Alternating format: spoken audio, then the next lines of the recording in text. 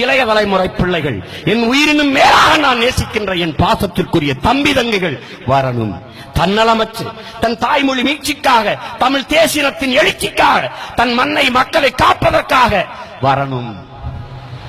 கச்சனை வரலைனா கயவன் வருவான். வெற்றிடத்தை காற்று நிரப்பும் என்கிறான் சீன புரட்சியாளன் மாசேத்துங். என் அன்பிற்குரிய மக்களே, என் அருமை பிள்ளைகளே, கற்றவர்கள் வரவில்லை என்றால் கயவர்கள் வருவார்கள். காவாளி பெயர், முள்ளமாரி பெயர், முடிச்சமுக்கிறவை, கொலகார பெயர், ஊராஞ்சத்தை அடிச்சு உலையில போடுறவை எல்லா பேரும் கூடி நின்றுவான். நீ வந்து அரசியல் செய்யலன்னா யாரு வருவா?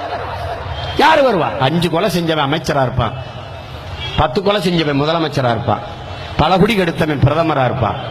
தயவு செய்து நீ வா, உனக்கான அரசியலை நீ தீர்மானி. உன் பிறப்பிலிருந்து இறப்பு வரை அனைத்தையும் தீர்மானிப்பது அரசியலாக இருக்கிறது. உன் அரசியலை நீ தீர்மானிக்கணும். நீ சாப்பிடுற அரிசி, பிதுக்கிற பர்பஸ், குடிக்கிற தேநீர், படிக்கிற பாடம், பார்க்கிற வேலை, நீ பிறக்கிற போது வாங்குற பிறக்கிற போது பிறப்பு சான்றிதழ், இறக்கிற போது இறப்பு சான்றிதழ், இடையில எல்லாவற்றையும் தீர்மானிப்பது அரசியல். இந்த உலகத்தை இயக்கிக் கொண்டிருக்கிறது 2 இயல்கள் தான். ஒன்று அறிவியல், இன்னொன்று அரசியல். இந்த உலகத்தையே படைத்து இயக்கிக் கொண்டிருக்கிற இந்த அறிவியலையே இயக்கிக் கொண்டிருப்பது அரசியல் தான். ஐயா பிரதமர் நரேந்திர மோடிக்கு தெரியாமல் சிறிகரிகோட்டாவில் இருந்து விண்கலம் மேலே பறக்காது.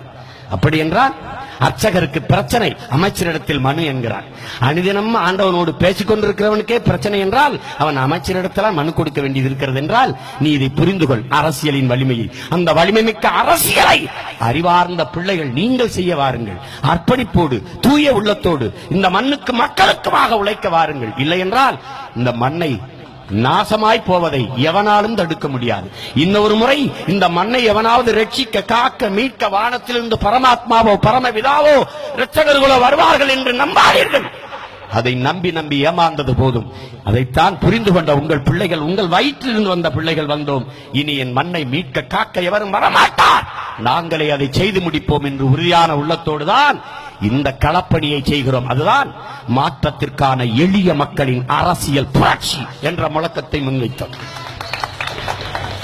5க்கும் 10க்கும் அரிசிக்கும் உப்புக்கும் பருப்புக்கும் எண்ணெய்க்கும் அல்லாடி கொண்டிருக்கிற அருமை தமிழ் சொந்தங்களே, இந்த துயரத்திலிருந்து விடுபட வாருங்கள். எண்ணற்ற நிலம், எவ்வளவு நிலம், எவ்வளவு வளம், எல்லாவற்றையும் வைத்துக் கொண்டு பிச்சை எடுக்கிற நிலைக்கு ஏன் இந்த நிலம் இருக்கணும்? வெறும் ஆடையும் மாடையும் வைத்துக் கொண்டிருக்கிற டென்மார்க் பணக்கார நாடு, வெறும் காடை வைத்திருக்கிற நார்வே, வெறும் காட்டு வளம் நார்வே நல்லா இருக்கு, வெறும் மீன் வளம் ஸ்வீடன் நல்லா இருக்கு, எல்லா வளங்களும் உண்ட எந்நாட்டு மக்கள் திருவோடு ஏந்தி தெருவோடு நிற்க காரணம் என்ன? இந்த சுரண்டல், இந்த ஊழல், இந்த லஞ்சம், இந்த சாதி மத பிளவு. 4 எதிரி உனக்கு வலிமையான எதிரி. ஒன்று சாதி, இன்னொன்று மதம், இன்னொன்று லஞ்சம், இன்னொன்று ஊழல்.